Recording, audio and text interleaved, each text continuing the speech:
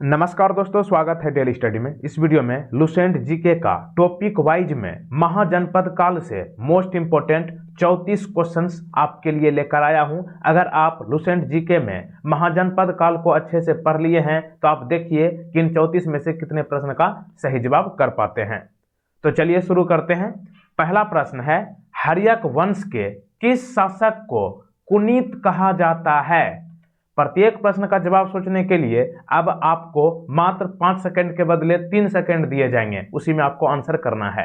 हर्यक वंश के किस शासक को कुनीत कहा जाता है?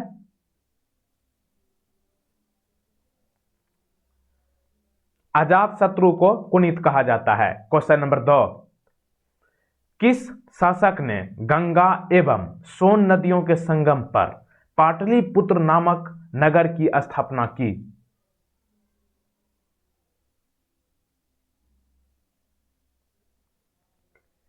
Option number B, Udayan. ध्यान रखना है, डायरेक्ट पूछ लेगा कि पाटलिपुत्र की स्थापना किसने की? उदयन। क्वेश्चन नंबर नेक्स्ट, 323 ईसा पूर्व में सिकंदर महान की मृत्यु कहां हुई थी?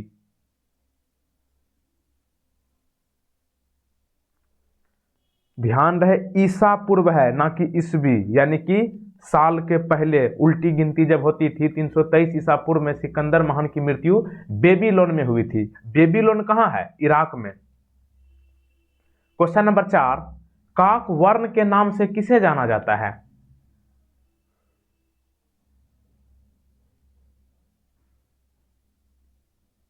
काक वर्ण के नाम से काला अशोक को जाना जाता है। Option B. Question number 5, Sikandar एवं पोरस की सेनाओं के बीच किस नदी के तट पर युद्ध हुआ था?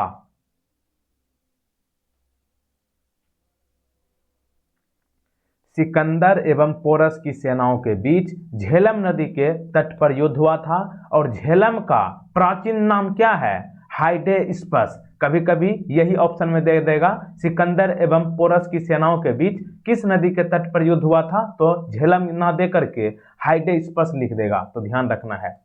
क्वेश्चन नंबर 6, उज्जैन का प्राचीन नाम क्या था?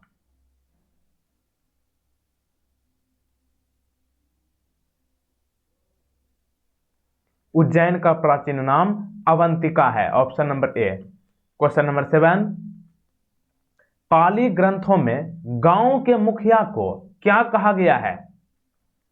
गांव के मुखिया को पाली ग्रंथ में क्या कहा गया है? भोजक या फिर ग्राम भोजक? Option B. Question number 8, Nanda वंश का संस्थापक कौन था?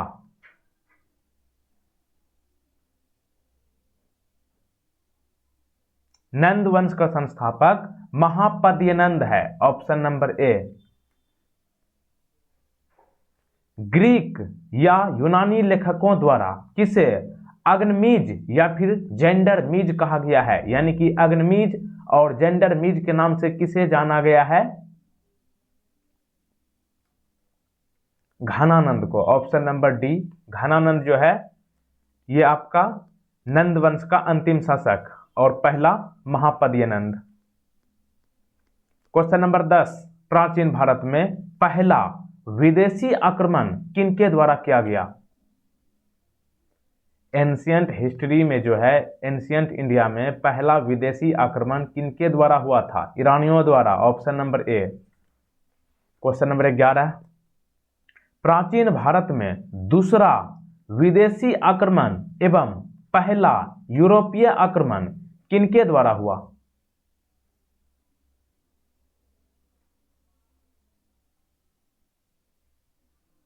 ऑप्शन नंबर बी, यूनानियों द्वारा। देखिए, अगर पूछे पहला प्राचीन भारत में युद्ध किनके द्वारा? ईरानियों द्वारा। दूसरा यूनानियों द्वारा, और यूनानियों जो है ये पहला यूरोपीय था जो कि भारत पर आक्रमण किया था।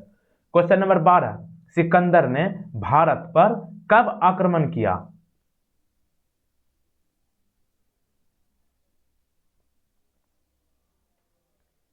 सिकंदर ने 326 ईसा पूर्व में भारत पर आक्रमण किया और 3 वर्ष बाद यानी कि 323 ईसा पूर्व में इनकी मृत्यु हो गई थी। ये आपको पीछे बता चुका हूं। क्वेश्चन नंबर 13, मगध की प्रथम राजधानी कौन सी थी?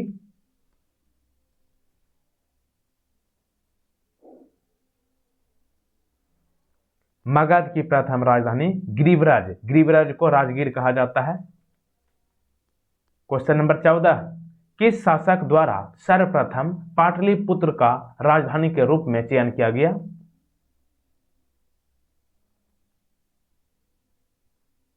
उदयन द्वारा, ऑप्शन नंबर सी, क्योंकि पाटलिपुत्र के संस्थापक यही है, उदयन। क्वेश्चन नंबर 15, 16 महाजनपदों की सूची किसमें उपलब्ध है?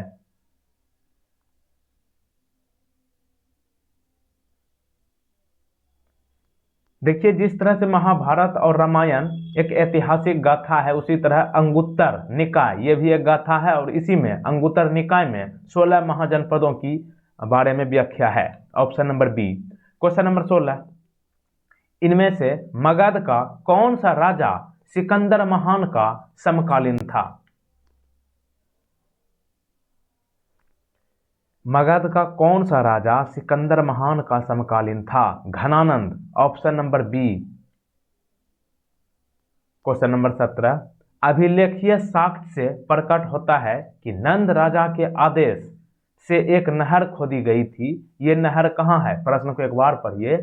अभिलेखीय साक्ष्य से प्रकट होता है कि नंद राजा के आदेश के अनुसार एक नहर खोदी गई थी। वे नहर है कहाँ?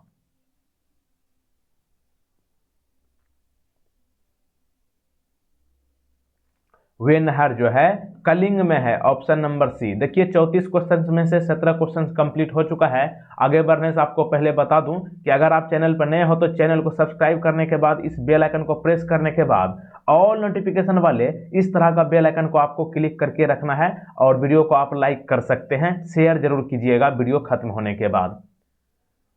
क्वेश्चन नंबर 18, पहला ईरानी शासक जिसने भारत के कुछ भाग को अपने अधीन किया था, उसका क्या नाम है?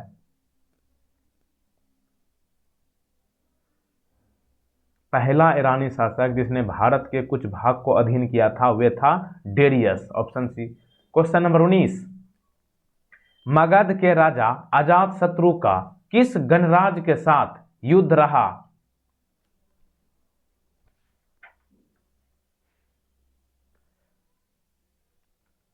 तो यहां पे सही जवाब होगा वज्जी। वज्जी का नया नाम क्या है? वैशाली, यानी कि वैशाली को पहले वज्जी के नाम से जाना जाता था।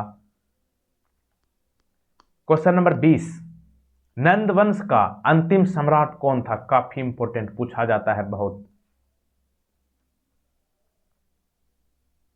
नंद वंश का अंतिम शासक घनानंद है, और पहला शासक महापद्य नंद है। महापद्य नंद ने ही नंद वंश की स्थापना की थी। क्वेश्चन नंबर 21, भारत में सिक्कों या मुद्रा का प्रचलन कब हुआ?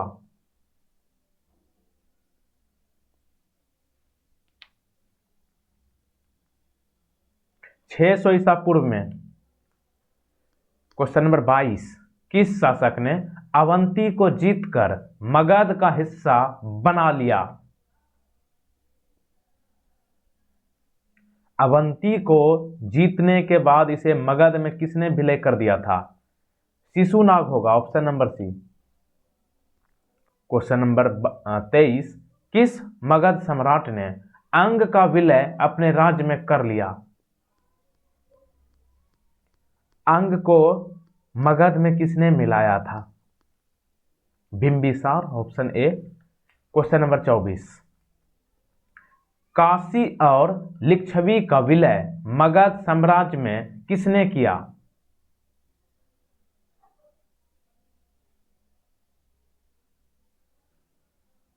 Option number B, Ajatashatru. Question number 25, Sikandar के आक्रमण के समय उत्तर भारत पर निम्नलिखित राजवंशों में से किस एक का शासन था? सिकंदर जब भारत पर आक्रमण किया था 326 ईसा पूर्व में, उस समय शासक कौन था? मतलब किस वंश का शासक था? नंद का था, option number A. Question number 26, इनमें से किसे सोनिया या फिर नियमित और अस्थायी सेना रखने वाला कहा जाता था? सेनिया का मतलब होता है नियमित और अस्थायी सेना रखने वाला। इनमें से किसे कहा जाता था? बिंबिसार को कहा जाता था सेनिया। क्वेश्चन नंबर 27, इनमें से किसे उग्रसेन, उग्रसेन का मतलब होता है भयानक सेना का स्वामी, यानी कि भयानक सेना का स्वामी किसे कहा जाता था?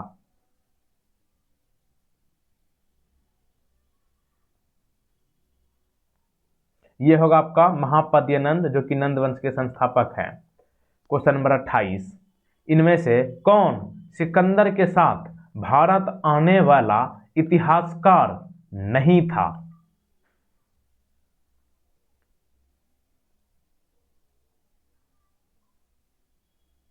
तो देखिए, सिकंदर के साथ नियाकर्स आए थे, एनासिक्रिटिस आए थे और एरिस्टोबुलस आए थे, लेकिन हेरोडोटस नहीं आए थे। हेरोडोटस जो है इतिहास का जनक माने जाते हैं। क्वेश्चन नंबर 29, महाजनपद काल में श्रेणियों के संचालक को क्या कहा जाता था? श्रेणियों के संचालक किसे कहा जाता था? श्रेष्ठीन को कहा जाता है, option number A. Question number 30, गृहपति का अर्थ क्या है? गृहपति का अर्थ क्या है? धनी किसान, गृहपति का मतलब धनी किसान।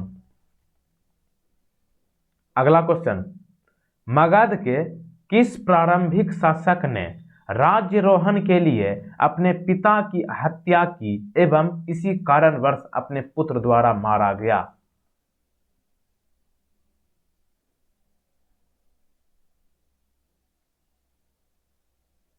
देखिए, ये अजात शत्रु, शत्रु का मतलब क्या होता है? दुश्मन, मतलब ये अपना पापा का दुश्मन निकला।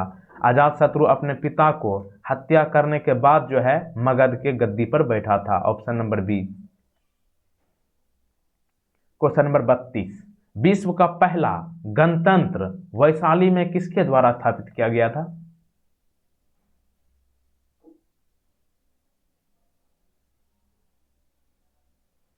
लिच्छवी द्वारा विश्व का यानी कि दुनिया का पहला गणतंत्र स्थापित की गई थी वैशाली में, लिच्छवी द्वारा। वैशाली का पुराना नाम क्या था? वज्जी। अगला क्वेश्चन, इनमें से कौन एक बौद्ध ग्रंथ 16 महाजनपदों का उल्लेख करता है? इनमें से कौन एक बौद्ध ग्रंथ है जिनमें 16 महाजनपदों का उल्लेख है? यही है अंगुत्तर निकाय। ये क्वेश्चन घुमा के पूछ लिया गया था। अगला क्वेश्चन है 34 नंबर, सिकंदर ने भारत पर कब आक्रमण किया?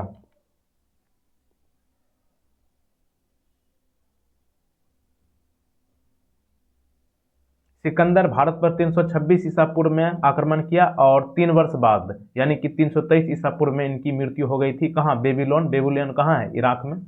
34 क्वेश्चन आपका कंप्लीट हो चुका है। एक प्रश्न आपके लिए है, भारत की सबसे लंबी नदी कौन सी है? इस प्रश्न का सही जवाब आपको नीचे कमेंट बॉक्स में बताना है। और लुसेंट जीके का टॉपिक वाइज का वीडियो आपके स्क्रीन पर आ चुका है, वहां से आप देख लीजिएगा। लुसेंट जीके का टॉपिक वाइज क्वेश्चन अपलोड कर दी गई है और लुसेंट जीके का प्रैक्टिस सेट भी है, वो भी आप देख सकते हैं। सबका लिंक नीचे डिस्क्रिप्शन में दिया गया है। इस वीडियो का पीडीएफ डाउनलोड कर लीजिएगा, टेलीग्राम चैनल पर मिल जाएगा। पीडीएफ थोड़ा लेट से आएगी लेकिन आएगी। पीडीएफ डाउनलोड कर लीजिएगा बिल्कुल फ्री में। टेलीग्राम चैनल का लिंक जो है नीचे डिस्क्रिप्शन में दिया गया है। चैनल को सब्सक्राइब करने के बाद एक शेयर जरूर कर दीजिएगा। शेयर करना ना भूले इस वीडियो को। Thank you. जय हिंद, जय भारत।